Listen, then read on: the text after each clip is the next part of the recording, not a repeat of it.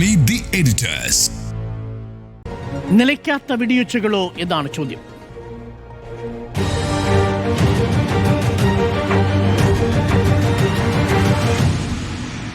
Welcome back. പശ്ചിമേഷ്യയിൽ നിലയ്ക്കാത്ത വെടിയൊച്ചകളോ എന്നാണ് ചോദ്യം. 52 ദിവസമായി പിയാസുനിൽ യുദ്ധം തുടങ്ങിയിട്ട്.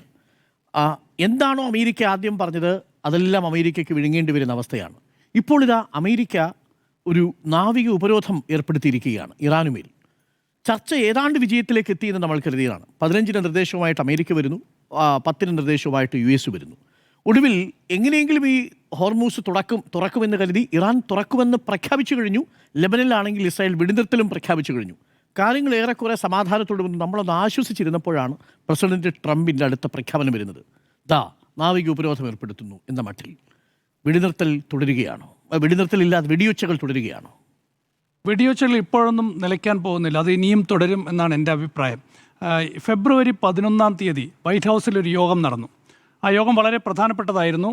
ആ യോഗത്തിന് പിന്നാലെയാണ് 28 ഖമനേയി ഉൾപ്പെടെയുള്ള ഇറാൻ്റെ എല്ലാ ക്യാബിനറ്റിനെയും മതനേതാക്കളെയും സൈനിക മേധാവികളെയും എല്ലാം ഒറ്റയടിക്ക് കൊന്നുകളഞ്ഞ ആ ഒരു അറ്റാക്ക് ഉണ്ടാകുന്നത്.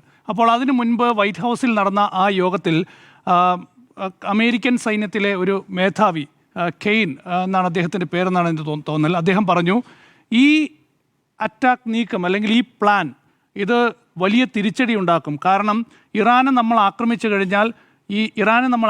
കഴിഞ്ഞാൽ ഹോർമുസ് സ്ട്രെയ്റ്റ് എന്ന് പറയുന്ന ഹോർമുസ് കടലിടുക്കിൽ ഇറാൻ വലിയ തന്ത്രപ്രധാന നീക്കങ്ങൾ നടത്താൻ സാധ്യതയുണ്ട് എന്ന് അന്ന് തന്നെ അമേരിക്കൻ പ്രസിഡന്റ് ഡൊണാൾഡ് ട്രംപിന് അമേരിക്കൻ സൈന്യം മുന്നറിയിപ്പ് നൽകി. അപ്പോൾ ട്രംപ് പറഞ്ഞു, ഒന്നും സംഭവിക്കില്ല, നമ്മൾ ആ നീക്കത്തിലേക്ക് പോകുന്നതിന് മുൻപേ തന്നെ ഇറാൻ കീഴടങ്ങും എന്നാണ് ട്രംപ് പറഞ്ഞത്. അങ്ങനെയാണ് ഇസ്രയേലിനോട് ഇറാനെ ആക്രമിക്കാനുള്ള അനുമതി കൊടുക്കുന്നത്, ഇസ്രയേൽ ആക്രമണം നടത്തുന്നത്. ഇപ്പോൾ എന്തിനായിരുന്നു യുദ്ധം എന്നൊരു വലിയ ചോദ്യം ഉയരുകയാണ്. ഇപ്പോൾ യഥാർത്ഥത്തിൽ അമേരിക്കൻ പ്രസിഡന്റ് ഡൊണാൾഡ് ട്രംപിൻ്റെ അവസ്ഥ എന്ന് പറയുന്നത് കെണിയിൽപ്പെട്ട എലിയെ പോലെയാണ്. ഇതിൽ നിന്ന് ഊരിപ്പോരാനും പറ്റില്ല. ആരെങ്കിലും ഒന്ന് തുറന്നു വിടുമോ എന്നറിയില്ല, ഇനി ആരെങ്കിലും ഞെക്കിക്കൊല്ലുമോ എന്നറിയില്ല. ആ ഒരു അവസ്ഥയിലാണ് ട്രംപ് എന്ന് പറയുന്നത്. യഥാർത്ഥത്തിൽ ഇപ്പോൾ ഈ പരിഹാസ രൂപേണയൊക്കെ പലരും ചോദിക്കുന്നത്, ഇനി നമ്മൾ എന്ത് ചെയ്യും മല്ലയ്യ എന്ന് നെതന്യാഹുവിനോട് ട്രംപ് ചോദിക്കുന്ന അവസ്ഥയിലേക്ക് കാര്യങ്ങൾ പോവുകയാണ്. യഥാർത്ഥത്തിൽ ട്രംപ് പെട്ടുപോയിരിക്കുകയാണ് ഈ ഒരു അവസ്ഥയിൽ. എങ്ങനെ ഇതിൽ നിന്ന് ഊരിപ്പോകും എന്ന് ട്രംപിന് തന്നെ അറിയാൻ കഴിയാത്ത അവസ്ഥയാണ്. അതുകൊണ്ട് ഇപ്പോൾ ട്രംപിനെ കളിയാക്കി ഒരുപാട് ട്രോളാണ്. ടാക്കോ ട്രംപ് എന്നാണ് പറയുന്നത്. അപ്പോൾ ഈ ട്രംപ് ഇപ്പോൾ പറയുന്നതല്ല അടുത്ത ദിവസം പറയുന്നത്, അടുത്ത ദിവസം പറയുന്നതല്ല മറ്റന്നാൾ പറയുന്നത്. അപ്പോൾ ഇറാനെ സംബന്ധിച്ചിടത്തോളം ഇറാൻ ഇത് വൈകാരികമായി ഏറ്റെടുത്തിരിക്കുന്ന ഒരു പോരാട്ടമാണ്. കാരണം ഒരു കാരണവുമില്ലാതെ ഇറാന് നേരെ ഒരു ആക്രമണം നടത്തി എന്ന നിലയിലാണ് ഇറാൻ ഇതിനെ കാണുന്നത്. അതുകൊണ്ട് വൈകാരികമായി ഏറ്റെടുത്തിരിക്കുന്ന യുദ്ധമായതുകൊണ്ട് തന്നെ, ഒരു പോരാട്ടമായതുകൊണ്ട് തന്നെ മരണം വരെ പോരാടുക എന്നൊരു ലക്ഷ്യത്തിലേക്കാണ് ഇറാൻ പോകുന്നത്. കഴിഞ്ഞ ദിവസം ട്രംപ് പറഞ്ഞല്ലോ, ഇറാൻ ഈ ഭൂമുഖത്ത് തന്നെ ഇല്ലാതാക്കുന്ന രീതിയിൽ ഇറാനെ ആക്രമിക്കാൻ പോവുകയാണെന്ന് ട്രംപ് പ്രഖ്യാപിച്ചതിന് തൊട്ട് പിന്നാലെ ഇറാൻ നടത്തിയ ആഹ്വാനം എന്ന് പറയുന്നത് എല്ലാവരോടും, അമേരിക്ക പറഞ്ഞത് ഇറാനിലെ എല്ലാ പവർ സെൻറ്ററുകളെയും ആക്രമിക്കാൻ പോകുന്നുവെന്നാണ്. ആ ഏരിയയിലേക്ക് എല്ലാ ആളുകളോടും വരാൻ പറയുകയും എല്ലാ പോരാളികളോടും വരാൻ പറയുകയും കൈകോർത്ത് നിന്ന് ചങ്ങലകൾ തീർക്കാൻ പറയുകയാണ്. അതായത് അമേരിക്ക മിസൈൽ അയക്കും എന്ന് പറയുന്ന ഇടത്തേക്ക് എല്ലാവരും ഒത്തുചേർന്നുകൊണ്ട് ചങ്ങലകൾ തീർക്കാൻ ആഹ്വാനം ചെയ്യുകയാണ് ഇറാൻ. ആ അർത്ഥത്തിൽ മിസൈലുകളെ ആയാലും അമേരിക്കയുടെ ഈ ഭീഷണിയെ ആയാലും ആ നിലയിൽ നേരിട്ട് മുന്നോട്ട് പോവുകയാണ് ഇറാൻ എന്ന് പറയുന്നത്. അതുകൊണ്ട് തന്നെ ഇറാനെ പരാജയപ്പെടുത്തുക അത്ര എളുപ്പമേ അല്ല. ഈ ഇറാനുമായുള്ള ഈ ഒരു പോരാട്ടത്തിൽ, ഇസ്രയേലുമായി ചേർന്ന് നടത്തിയ ഈ നീക്കത്തിൽ അമേരിക്കയുടെ എല്ലാ യുദ്ധതന്ത്രങ്ങളും പൊളിഞ്ഞു എന്നുള്ളതാണ് ഓരോ ദിവസം കഴിയുമ്പോഴും നമ്മൾ മനസ്സിലാക്കുന്നത്, വ്യക്തമാകുന്നത്. അമേരിക്കയുടെ എല്ലാ യുദ്ധതന്ത്രങ്ങളും പൊളിഞ്ഞു.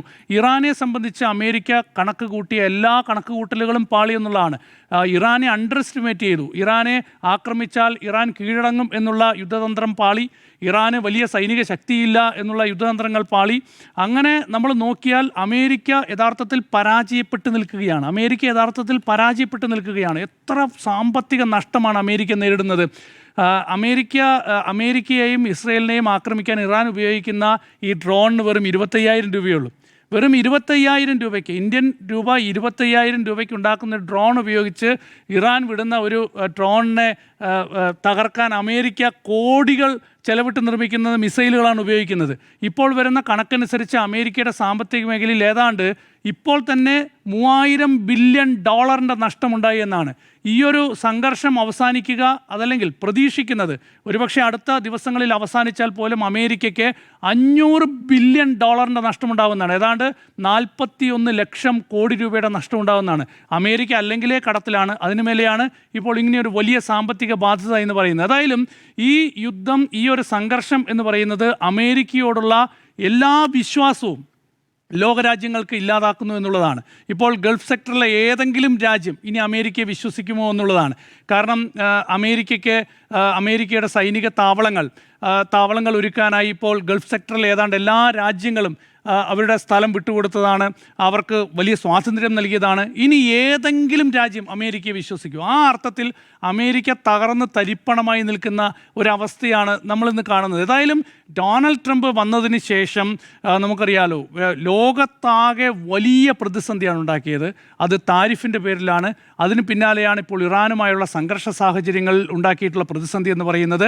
ഏതായാലും ഈ പ്രതിസന്ധി ഉടനെയൊന്നും തീരാൻ പോകുന്നില്ല എന്നുള്ള കാര്യത്തിൽ യാതൊരു സംശയവും വേണ്ട. ഇതിൽ ഈ അമേരിക്ക കാണുന്ന ഒരു അവസാനം, ഡൊണാൾഡ് ട്രംപ് കഴിഞ്ഞ ദിവസം പറഞ്ഞല്ലോ 10 ദിവസം ഇനി വെടിനിർത്തലാണെന്ന് പറഞ്ഞു. തൊട്ടടുത്ത ദിവസം അമേരിക്ക നേരെ പോയി ഇറാന് നേരെ ഉപരോധം പ്രഖ്യാപിക്കുകയാണ്. ഇറാൻ്റെ എല്ലാ പോർട്ടുകളിലും ഉപരോധം പ്രഖ്യാപിക്കുകയാണ്. അതോടുകൂടി ഇറാൻ ചർച്ചയിൽ നിന്ന് പിന്മാറി. ഇറാൻ, ഞാൻ നേരത്തെ പറഞ്ഞതുപോലെ, വൈകാരികമായാണ് ഈ വിഷയത്തെ എടുത്തിരിക്കുന്നത്. അതുകൊണ്ട് തന്നെ ഇത് തീരില്ല. ഇപ്പോൾ ഏപ്രിൽ 11-ാം തീയതിയാണല്ലോ ആദ്യ സമവായ ചർച്ച നടന്നു. പാകിസ്ഥാൻ പ്രധാനമന്ത്രി വിളിച്ച സമവായ ചർച്ച, അതിൽ ഇറാനും പങ്കെടുത്തു, അമേരിക്കൻ വൈസ് പ്രസിഡന്റും പങ്കെടുത്തു. ആ ചർച്ചയ്ക്ക് ഇറാൻ പോയത് എങ്ങനെയാണെന്നറിയോ?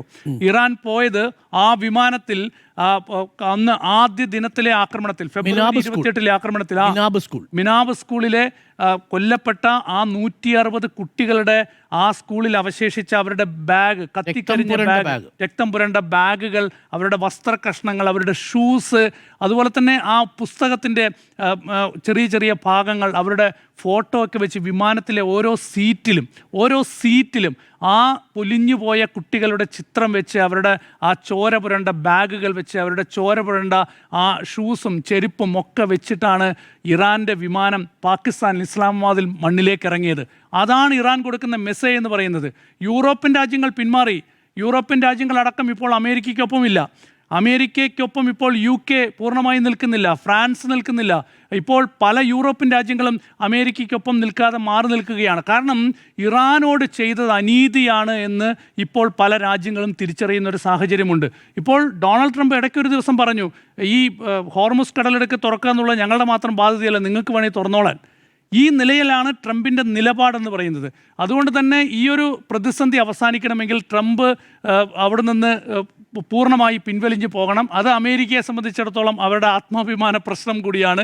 അതുകൊണ്ട് തന്നെ ഇതൊരു സംഘർഷമായി തുടരുകയാണ്. ഏതായാലും ഇറാനെ കീഴ്പ്പെടുത്തുക എന്ന് പറയുന്നത് എളുപ്പമേ അല്ല എന്ന് അമേരിക്ക ഇവിടെ തിരിച്ചറിയുകയാണ്. ഇപ്പോൾ അമേരിക്കയിലെ തന്നെ ഡെമോക്രാറ്റിക് പാർട്ടിയുടെ ഒരുപാട് നേതാക്കന്മാർ അവരുടെ വളരെ കൃത്യമായി തന്നെ ശക്തമായി ട്രംപിനെതിരെ ഇപ്പോൾ രംഗത്ത് വന്നിട്ടുണ്ട്. അമേരിക്ക തോറ്റു കഴിഞ്ഞു യുദ്ധത്തിൽ, അമേരിക്ക പരാജയപ്പെട്ടു എന്ന് പറയുന്ന യുദ്ധത്തിൽ. അവിടുത്തെ സൈന്യത്തിൽ വലിയ പ്രശ്നമാണ്. അവിടുത്തെ ഒരു സൈനിക മേധാവിയെ മാറ്റേണ്ടി വന്നു ട്രംപിന്. ചരിത്രത്തിൽ ആദ്യമായിട്ടാണ് ഒരു അന്താരാഷ്ട്ര തലത്തിൽ ഒരു നയത്തിൽ ട്രംപ് അല്ലെങ്കിൽ അമേരിക്കൻ പ്രസിഡന്റ് ഒരു തീരുമാനമെടുത്തിട്ട് അതിൻ്റെ പേരിൽ സൈന്യത്തിൽ വലിയ വിള്ളലുണ്ടാവുന്നത്. ചരിത്രത്തിൽ ആദ്യമായിട്ടാണ് അമേരിക്കയിൽ. ആ നിലയിൽ സൈന്യത്തിൽ വലിയ പ്രതിസന്ധി നേരിടുന്നു, അവിടുത്തെ സാമ്പത്തിക മേഖലയിൽ വലിയ പ്രതിസന്ധി നേരിടുന്നു, അവിടുത്തെ ജനങ്ങൾ വലിയ പ്രതിസന്ധിയിലാണ്. സാമ്പത്തിക രംഗത്ത് വിലക്കയറ്റം അതിരൂക്ഷമാണ് അമേരിക്കയിൽ. അപ്പോൾ ആ നിലയിൽ ട്രംപിൻ്റെ എല്ലാ പിന്തുണയും അമേരിക്കയിൽ തകർന്നിരിക്കുന്നൊരു സാഹചര്യം. മാത്രമല്ല ലോകരാഷ്ട്രങ്ങൾക്ക് ട്രംപിൻ്റെ മേലുള്ള വിശ്വാസം തകർന്നിരിക്കുന്നൊരു സാഹചര്യം. ഇനിയെങ്കിലും ട്രംപ് എത്രയും വേഗം ഇവിടെ നിന്ന് പിൻവലിഞ്ഞ് ഓടുന്നതാണ് നല്ലത് ട്രംപിനെ സംബന്ധിച്ചിടത്തോളം. പക്ഷേ ട്രംപ് ഇതുവരെ അതിന് തയ്യാറായിട്ടില്ല. അതുകൊണ്ടാണ് ഞാൻ തുടക്കത്തിൽ പറഞ്ഞത്, ഇനി എന്ത് ചെയ്യും മല്ലയ്യ. ഏറ്റവും രസകരമായ കാര്യം അറിയോ, ഈ ഇറാൻ്റെ പല രാജ്യങ്ങളിലുള്ള അവരുടെ ഹൈക്കമ്മീഷനുകളിൽ നിന്നും എംബസികളിൽ നിന്നുമൊക്കെയുള്ള അവരുടെ ഒഫീഷ്യൽ പേജുകളിൽ വരുന്ന ട്രോൾ ഉണ്ടല്ലോ, എത്ര രസകരമാണെന്നറിയോ. പിക്ചർ അബീബി ബാക്കി ഹേ എന്ന് പറയുന്ന ഷാറുഖ് ഖാൻ്റെ സിനിമയിലെ ആ ഒരു ഹിന്ദി വേർഡ് നേരെ ഇംഗ്ലീഷിലേക്ക് മാറ്റി, അല്ലെങ്കിൽ അറബിക്കിലേക്ക് മാറ്റി, പല ഭാഷകളിലേക്ക് മാറ്റി ട്രംപിനെതിരെ ട്രോളുകളാണ്. ഈ നിലയിൽ എന്താ പറയുക, അടുക്കി തിരിച്ചടി എന്ന് പറഞ്ഞ് ഇറാൻ നിൽക്കുന്നു. അതുപോലെ തന്നെ സോഷ്യൽ മീഡിയ ആണെങ്കിലും കൃത്യമായി ഉപയോഗിക്കുന്നു.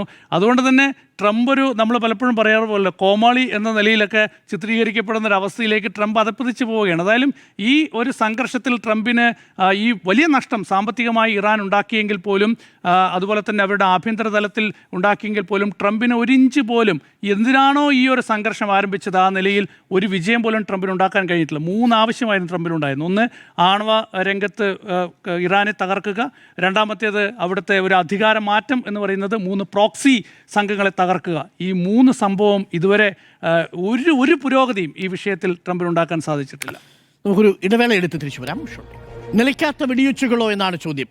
വെടിയുച്ചകൾ മാത്രമല്ല, ട്രംപിൻ്റെ നെഞ്ചിൽ നിലയ്ക്കാത്ത ചങ്കിടിപ്പുകളുമുണ്ട് എന്നുള്ളതാണ് നമ്മൾ മനസ്സിലാക്കുന്നത്. 52 ദിവസം കഴിയുമ്പോൾ ഈ ബക്കറ്റിൻ്റെയും കലത്തിൻ്റെയും ഒക്കെ ഈ ചെറിയ വാവട്ടത്തിലൂടെ കഴുത്തിട്ടിട്ട് കുടുങ്ങിപ്പോകുന്ന പട്ടികളെക്കുറിച്ച് കേട്ടിട്ടുണ്ട്. ഇതെങ്ങനെ ഊരും എന്ന് ആലോചിച്ച് നടക്കുന്ന ആ നായ്ക്കളുടെ ഒരു അവസ്ഥയുണ്ടല്ലോ. അതേപോലെ പഞ്ചതന്ത്രം കഥയിൽ പറയുന്ന മരപ്പണിക്കാരൻ്റെ പലകയുടെ ഇടയിൽ വാല് കുടുങ്ങിപ്പോയ കുരങ്ങൻ്റെ അവസ്ഥ. ഇതാണ് യഥാർത്ഥത്തിൽ ഇപ്പോൾ ട്രംപിനുള്ളത്. എന്താ ഇത് പറയാൻ കാരണമെന്നല്ലേ, ഈ 2026 നവംബർ മാസം അമേരിക്കയിൽ ഒരു തെരഞ്ഞെടുപ്പ് നടക്കാൻ പോവുക. ഏത് തെരഞ്ഞെടുപ്പാണ്? ഹൗസ് ഓഫ് റെപ്രസെൻറ്റേറ്റീവ്സിലേക്കുള്ള മുഴുവൻ അംഗങ്ങളെയും സെനറ്റിലേക്കുള്ള 33 അംഗങ്ങളെയും തിരഞ്ഞെടുക്കാൻ പോകുന്ന തിരഞ്ഞെടുപ്പാണ്. ഇടക്കാല തിരഞ്ഞെടുപ്പാണ്. ആ ഇടക്കാല തിരഞ്ഞെടുപ്പ് ഡൊണാൾഡ് ട്രംപിനെ സംബന്ധിച്ച് വളരെ വളരെ പ്രധാനപ്പെട്ടതാണ്. ഏറ്റവും ഒടുവിൽ വരുന്ന വിവരം എന്താണെന്ന് അറിയാമോ? അമേരിക്കയിൽ 3.3% ഇൻഫ്ലേഷൻ ഉയർന്നിരിക്കുന്നു. അവിടെ സാധനങ്ങൾക്ക് വിലക്കയറ്റമാണ്. സാധാരണ ട്രക്ക് ഡ്രൈവർമാർ അവിടെ പറയുന്ന വാചകം ഇന്ന് വിവിധ മാധ്യമങ്ങൾ റിപ്പോർട്ട് ചെയ്യുന്നുണ്ട്.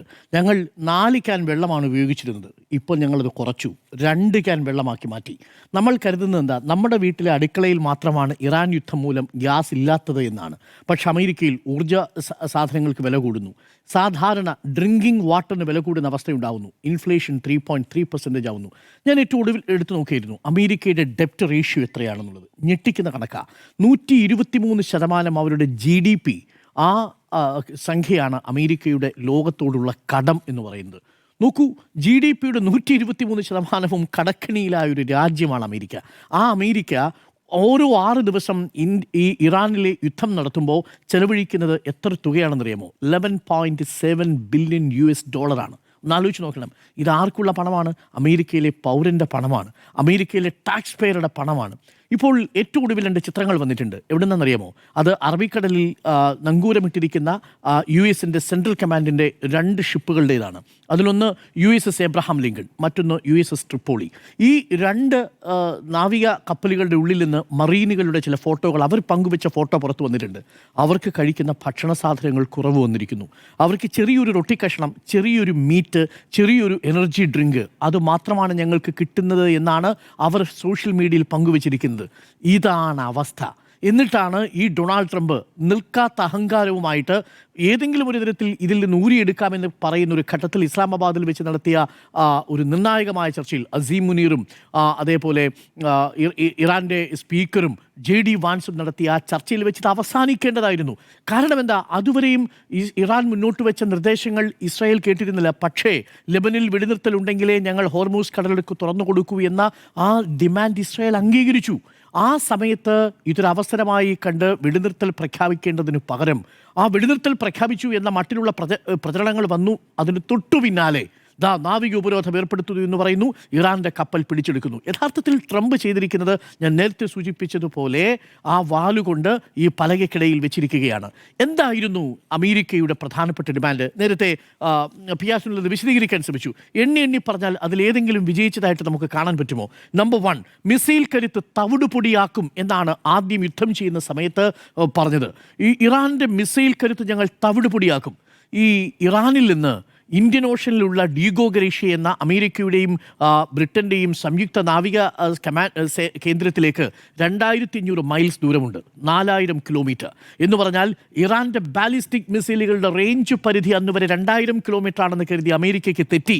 ഇറാൻ്റെ തീരത്ത് നിന്നും 4000 കിലോമീറ്റർ അകലെയുള്ള ഡീഗോ ഗാഷിയിലേക്ക് 2 ബാലിസ്റ്റിക് മിസൈലുകൾ പതിച്ചു. ഇറാൻ്റെ ബാലിസ്റ്റിക് ശേഖരത്തെ തകർത്തു എന്ന് പറഞ്ഞ ഡൊണാൾഡ് ട്രംപിൻ്റെ ഏറ്റവും വലിയ പ്രഹരമായിരുന്നു. ലക്ഷ്യത്തിലൊന്നും കൊണ്ടില്ല, പക്ഷേ അവിടെ ഡീഗോ ഗാഷിയിൽ പോയി 2 ബാലിസ്റ്റിക് മിസൈലുകൾ പതിച്ചു. തീർന്നില്ല, എണ്ണിയാൽ ഒടുങ്ങാത്ത GCCയിലെ അമേരിക്കൻ എയർബേസുകളിലേക്ക് ഡ്രോണുകൾ അയച്ചു, മിസൈലുകൾ അയച്ചു, പലരും വ്യോമപ്രതിരോധ സംവിധാനം ഭേദിച്ചുകൊണ്ട് പല ഗ്യാസ് ഫീൽഡുകളിലും വീണു. സൗദിയിൽ വീണത് നമ്മൾ കണ്ടു, കുവൈറ്റിലെ എയർപോർട്ടിൽ വീണത് നമ്മൾ കണ്ടു, ബഹ്റിനിലെ കെട്ടിടങ്ങളിൽ വീണത് നമ്മൾ കണ്ടു. ഇതെല്ലാം US ബേസുകളിൽ കേന്ദ്രമാക്കിക്കൊണ്ട് നടത്തിയ മിസൈൽ ആക്രമണമാണ്. അപ്പോൾ മിസൈൽ തവിടുപൊടിയാക്കിയോ? ഇല്ല. രണ്ടാമത്തത്, ഇറാന്റെ നാവിക കരുത്ത് ഉപരോധിക്കും, അത് പൂർണ്ണമായിട്ടും ഞങ്ങൾ ഉന്മൂലനം ചെയ്യുമെന്നാണ് പറഞ്ഞത്.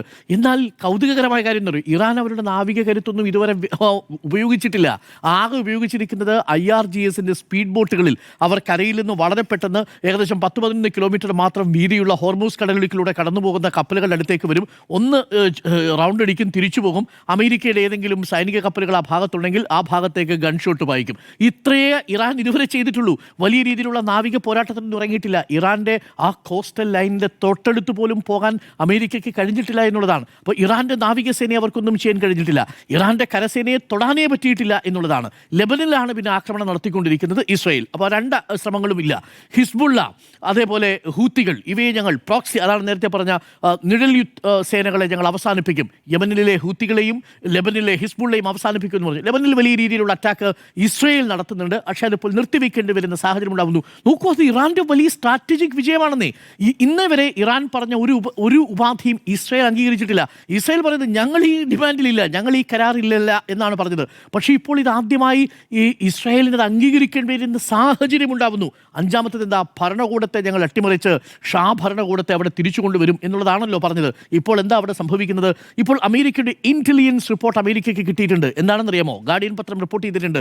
ഇപ്പോഴുള്ള മുജ്തബ ഖമനേയിയുടെ ഗവൺമെന്റാണ് കൂടുതൽ ഡെഡ്ലിയസ്റ്റ് എന്നാണ് പറഞ്ഞിരിക്കുന്നത്.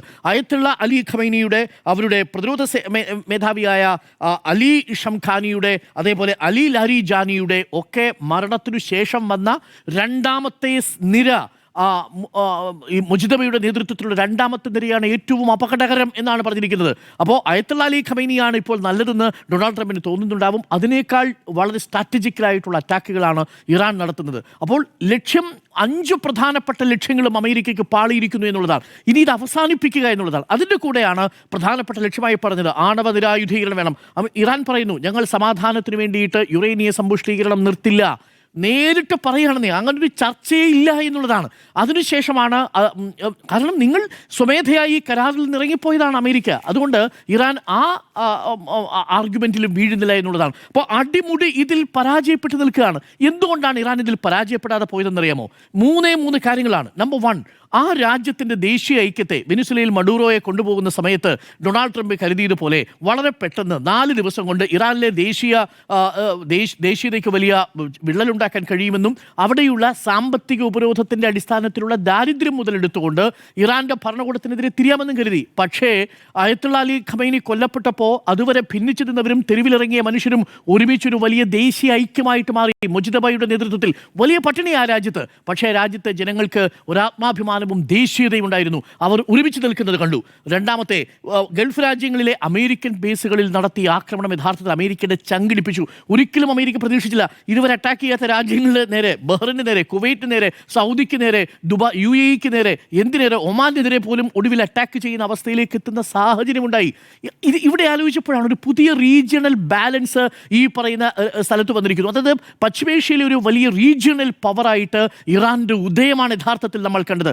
4 ദിവസം കൊണ്ട് തീർക്കുമെന്ന് കരുതിയെങ്കിലും 52 ദിവസമായിട്ടും തീർക്കാൻ കഴിഞ്ഞില്ല. അതിൽ ഏറ്റവും വലിയ സ്ട്രാറ്റജിക് ആയിട്ടുള്ള പൊസിഷൻ ഈ സ്പീഡ് ബോട്ടുകളെ ഉപയോഗിച്ച് ഹിറ്റ് ആൻഡ് റൺ നടത്തി വളരെ പെട്ടെന്ന് തിരിച്ചു പോകുന്ന തരത്തിലുള്ള ഹോർമൂസ് കടലിടുക്കിന്റെ സ്ട്രാറ്റജിക് ലൊക്കേഷനാണ്. ആ സ്ട്രാറ്റജിക് ലൊക്കേഷൻ തന്നെയാണ് ഇറാന്റെ ഏറ്റവും വലിയ കരുത്തെന്ന് പറയുന്നത്. ഇതിനെ അണ്ടർ എസ്റ്റിമേറ്റ് ചെയ്ത് അമേരിക്കയ്ക്ക് 52ാം ദിവസവും പിഴച്ചിരിക്കുന്നു എന്നുള്ളതാണ് ഗ്രൗണ്ടിൽ നിന്നുള്ള റിപ്പോർട്ട്. അമേരിക്കയിൽ ശക്തമായ ജനവികാരമുണ്ട്. ഇതേ ജനവികാരം തന്നെ ഇസ്രായേൽ ബെഞ്ചമിൻ നെതന്യാഹുവിനെതിരെയും ഉണ്ട് എന്നുള്ളതാണ്. ഒന്ന് ആലോചിച്ച് നോക്കണം, ഈ ഇറാൻ ഒറ്റയ്ക്കല്ല ഈ പോരാട്ടത്തിലുള്ളത്. ഇറാന്റെ നാവിഗേഷൻ നിയന്ത്രിച്ചു നിർത്തുന്നത് ചൈനയുടെ ബെയ്ഡു എന്ന് പറയുന്ന നാവിഗേഷൻ സിസ്റ്റമാണ്. റഷ്യയുടെ ഇന്റലിജൻസ് സംവിധാനമാണ് അമേരിക്കയുടെയും ഇസ്രായേലിൻ്റെയും സൈനിക നീക്കങ്ങളെക്കുറിച്ചുള്ള മുന്നറിയിപ്പുകൾ നൽകുന്നത്. അവർക്ക് ആവശ്യമായിട്ടുള്ള മുഴുവൻ സൈനിക സഹായവും നൽകുന്നത് ഈ 2 പ്രധാനപ്പെട്ട രാജ്യങ്ങളാണ്. അതുകൊണ്ട് തന്നെ ഇനി അമേരിക്ക ഒറ്റയ്ക്ക് വിചാരിച്ചാൽ പോലും ഈ യുദ്ധത്തിൽ നിന്ന് പിന്മാറാൻ കഴിയില്ല. ഇപ്പോൾ പശ്ചിമേഷ്യ വിവിധ ലോകശക്തികളുടെ താല്പര്യ കേന്ദ്രമായി മാറിയിരിക്കുന്നു എന്നുള്ളതാണ്. അവിടെ റഷ്യക്ക് ഡിമാൻഡുണ്ട്, ചൈനയ്ക്ക് ഡിമാൻഡുണ്ട്. സ്വാഭാവികമായും അമേരിക്കയ്ക്കും ഇസ്രായേലിനും ഇന്ത്യ അടക്കമുള്ള രാജ്യങ്ങൾക്കും GCC രാജ്യങ്ങൾക്കും ഡിമാൻഡുള്ളൊരു പ്രദേശമായിട്ട് മാറിയിരിക്കുന്നു എന്നുള്ളതാണ്. ഒരിക്കൽ കൂടി പറയുന്നു, ഈ ഡൊണാൾഡ് ട്രംപിൻ്റെ ചങ്ക് വിറങ്ങിടിപ്പ് നമുക്ക് അത് ചെവിയോർത്ത് വെച്ചാൽ കേൾക്കാൻ പറ്റും. അതുകൊണ്ടാണ് പലതവണ മാറി മാറി പറയുന്നത്. JD വാൻസിനെ കൊണ്ട് വീണ്ടും ഇസ്ലാമാബാദിലെ അടുത്ത ചർച്ചയ്ക്ക് എവിടെയൊക്കെ ചർച്ച നടന്നു? മസ്കറ്റിൽ ചർച്ച നടന്നു, പരാജയപ്പെട്ടു. ഒമാനിൽ ചർച്ച നടന്നു, പരാജയപ്പെട്ടു. ഇസ്ലാമാബാദിൽ ആദ്യഘട്ട ചർച്ച നടന്നു, പരാജയപ്പെട്ടു. രണ്ടാം ഘട്ട ചർച്ചയ്ക്ക് വേണ്ടി തയ്യാറെടുത്തുകൊണ്ടിരിക്കുന്നു എന്നുള്ളതാണ്. അതുകൊണ്ട് തന്നെ ചർച്ചയ്ക്ക് വേണ്ടി 4 ദിവസം കൊണ്ട് ഇറാനെ അവസാനിപ്പിക്കുമെന്ന് പറഞ്ഞ അമേരിക്കയ്ക്ക് ഒടുവിൽ ഇറാന്റെ സ്പീക്കറുടെ മുന്നിൽ ഇസ്ലാമാബാദിൽ പോയി ചർച്ചയ്ക്കിരിക്കേണ്ടി വരുന്നു എന്നുള്ളത് തന്നെ ആ രാജ്യം പരാജയം സമ്മതിച്ചു എന്നതിൻ്റെ തെളിവാണ്. എന്നിട്ടാണ് ഇപ്പോൾ ഉപരോധം എന്ന് പറഞ്ഞ് പൊക്കി പിടിച്ചുകൊണ്ട് നടക്കുന്നത്. 4.5 പതിറ്റാണ്ടായിട്ട് ഉപരോധം ഏർപ്പെടുത്തിയല്ലോ, എന്തെങ്കിലും സംഭവിച്ചോ? ആണവ ശാസ്ത്രജ്ഞന്മാരെ കൊന്നൊടുക്കിയല്ലോ, എന്തെങ്കിലും സംഭവിച്ചോ?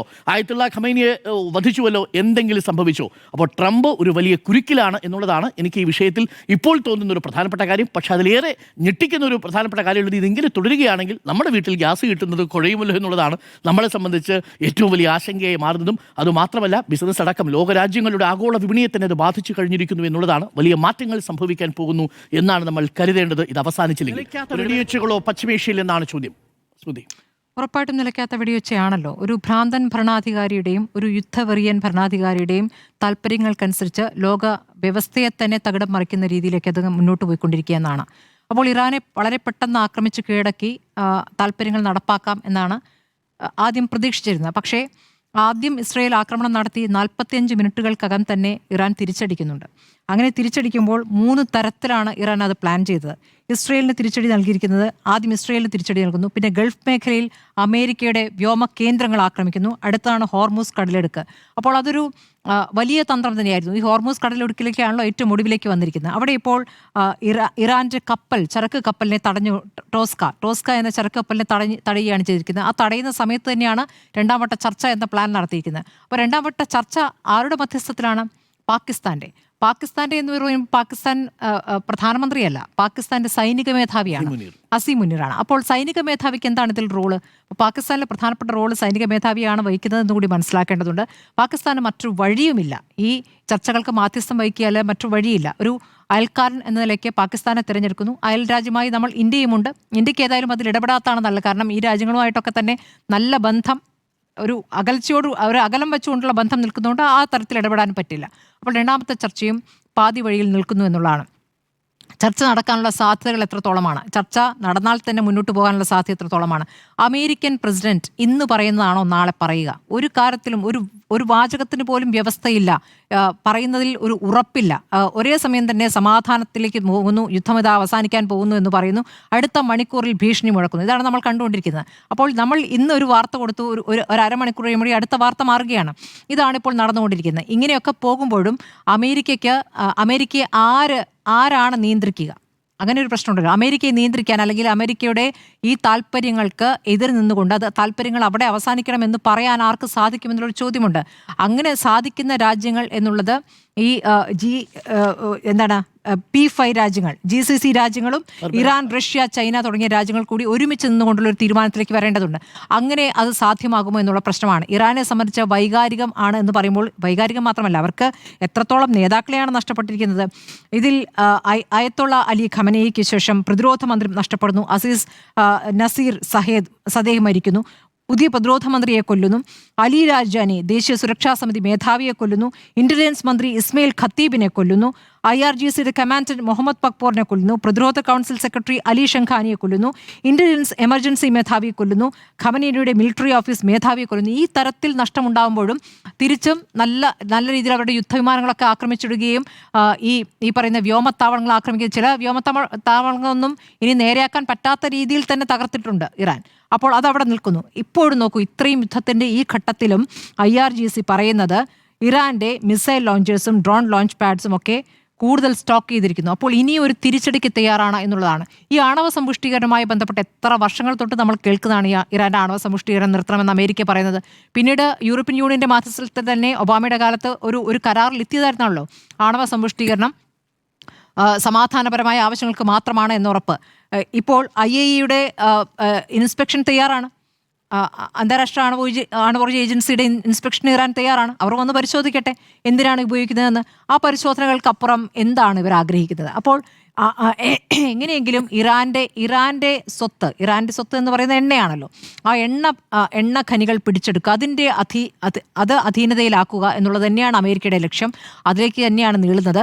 ഇത് ഇങ്ങനെ നീണ്ടു പോകുമ്പോൾ നമ്മളടക്കമുള്ള രാജ്യങ്ങളെ മുഴുവൻ സാമ്പത്തിക വ്യവസ്ഥയും പ്രതികൂലമായി ബാധിക്കും എന്നുള്ളത്. നമ്മളെ സംബന്ധിച്ചത് 29ാം തിരഞ്ഞെടുപ്പ് കഴിഞ്ഞു കഴിഞ്ഞാൽ അടുത്ത 2 ദിവസത്തിനകം തന്നെ പെട്രോൾ വില വർദ്ധിപ്പിക്കാൻ പോകുന്നു. പിന്നെ പാചകവാതകത്തിൻ്റെ പ്രതിസന്ധി തുടരുകയും ചെയ്തു, വില വർദ്ധിപ്പിക്കുകയും ചെയ്യും. ഇതാണ് നമ്മുടെ മുന്നിലിരിക്കുന്ന കാര്യം. അത് മാത്രമല്ലല്ലോ, അതിനോട് ചേർന്ന് നിൽക്കുന്ന ഏതൊക്കെ മേഖലകളിലായിരിക്കും. ഇപ്പോൾ തന്നെ നമ്മൾ പറയുന്നില്ല, ഇവിടുന്ന് അന്യസംസ്ഥാന തൊഴിലാളികൾ ഇവിടെ നാട് വിടുന്നു എന്ന് പറയുന്നതിനൊപ്പം തന്നെ അത്തരത്തിൽ ഓരോരോ കാര്യങ്ങളിലായി നമ്മളെ ബാധിക്കും. നമ്മുടെ ദൈനംദിന ജീവിതത്തെ തന്നെ ബാധിക്കുന്ന രീതിയിൽ ഈ യുദ്ധം മാറാൻ പോവുകയാണ്.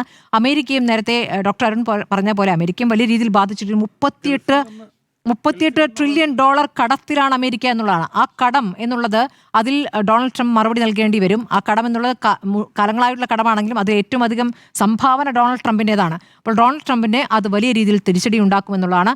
അങ്ങനെ സ്വന്തം രാജ്യത്തിൽ നിന്നുള്ള തിരിച്ചടിയിൽ നിന്ന് മാത്രമായിരിക്കാം ഒരു പക്ഷേ ഒരു എന്താണ് മറു ചിന്തയിലേക്ക് അമേരിക്ക വരാൻ സാധ്യത എന്നുള്ളതാണ്. അതല്ലാതെ മറ്റു രാജ്യങ്ങൾ മാധ്യസ്ഥം വഹിക്കുന്നു, അല്ലെങ്കിൽ ചർച്ചകൾക്ക് ഈജിപ്റ്റ് അടക്കം ഇടനില നിൽക്കുന്നൊക്കെയുണ്ട്. പക്ഷേ അത് എത്രത്തോളം ഫലവത്താകുമെന്നുള്ളത് പറയാൻ കഴിയില്ല. ഒരു ഭ്രാന്തൻ ഭരണാധികാരി കാരണം ലോകം മുഴുവൻ ബുദ്ധിമുട്ടിലാകുന്ന സാഹചര്യമാണ് ഇപ്പോൾ ഉള്ളത്. അതെ, കൗതുകകരമായ കാര്യമേ ഈ നേരത്തെ സ്മൃതി പറഞ്ഞപ്പോൾ ഈ ആണവ നിരായുധീകരണം വേണമെന്ന് അമേരിക്ക പറയുമ്പോൾ അമേരിക്കയുടെ കയ്യിൽ 3700 ആണവ പോർമുനകളുണ്ട്. അമേരിക്ക അത് ഇസ്രയേലും അതെ.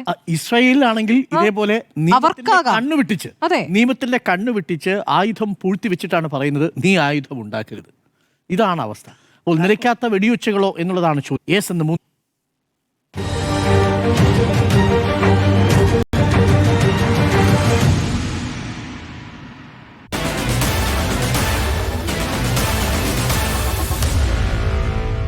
Meet the editors.